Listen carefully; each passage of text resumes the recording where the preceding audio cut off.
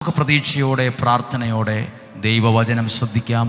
വിശുദ്ധ ലൂക്കായുടെ സുവിശേഷം 1-ാം അധ്യായം 37-38 വാക്യങ്ങൾ. ദൈവത്തിന് ഒന്നും അസാധ്യമല്ല.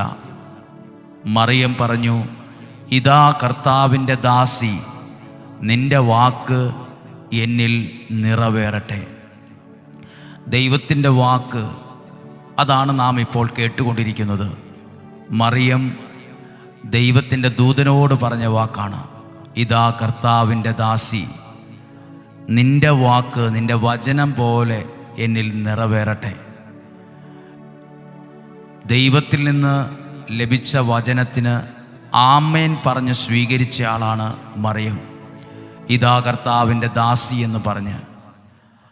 ഈ പരിശുദ്ധ അമ്മയുടെ ജീവിതത്തിലെ വലിയൊരു ബോധ്യമാണ്